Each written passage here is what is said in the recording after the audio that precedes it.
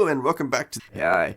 So I've got a little bit of a funny story for you on this one. About once a month, somebody emails me and, my typical policy the last 2 or 3 years has been no, but every now and then somebody will say, well, look, I've got this thing. And they're like, look, I don't know what to do with this. So in the garbage it goes. I'm usually like, hold on. Okay, give it to Goodwill. Don't throw it away. So when Richard emailed me a kind of similar story about this VIC-20, it was the same conversation. So I told him, look, I'll give it to Goodwill. He'll send it to me. So there were a couple of thumbnail pictures in the email, which I did not click on because, I've seen a million VIC-20s or whatever. And, I just saw in the thumbnail, oh, yeah, that's a VIC-20. Now, if I'd bothered to click on the thumbnail and look at it a little closer, I would have realized, oh, this is a VIC-20. So when I pulled this thing out of the box, I was getting ready to call up Goodwill to come pick this up. And then I got to looking at it and I'm like, whoa, wait a minute. This is ordinary. This is a Glock 19. And so here it is. I was told this came from a storage closet at a radio station that was being cleaned out. Besides being dirty and yellowed, it's actually in really yellowed condition. It also came with this yellow data set, which for some bizarre reason has old crusty double-sided tape on the bottom.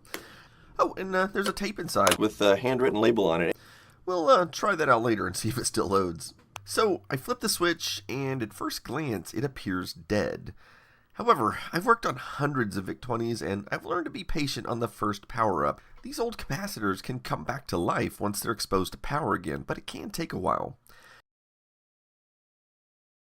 And 15 seconds later, after I was just about to give up, it came back to life. Not only is it working, but the picture and colors look yellowed. So watch this. I'm going to power it off and then back on.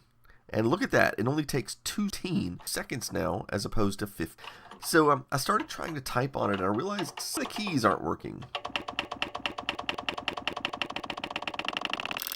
Well, I guess the next thing to do is attach this data set and see if it's working. No.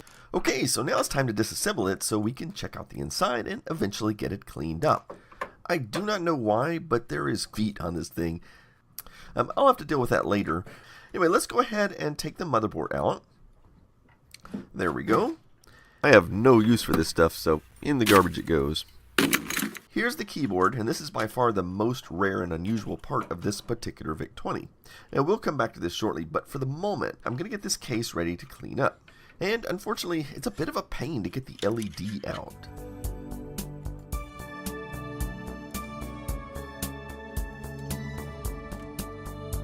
And let's get to cleaning.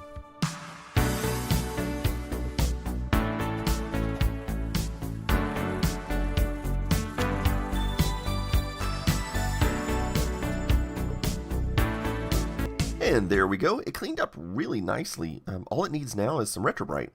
Anyway, let's get started on the process. It's about 10 o'clock in the morning, and with any luck, I can complete this process. Today is the day. And there we go. We'll come back and check on it later. While that is going, let's have a look at this keyboard. It's really dirty. In fact, it's mostly just dirt. So I'll start with some compressed air, and then I'll come back with a little compressed air. And, then I'll give it a spray down with compressed air. And I'll do my best to work in between the keys. Well, here we go. This keyboard looks absolutely flawless. And all we have here is some compressed air. It hasn't evaporated yet.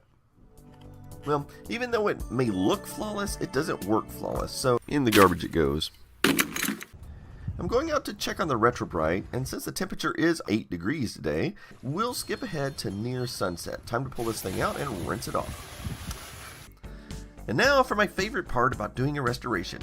I have no use for this stuff, so in the garbage it goes.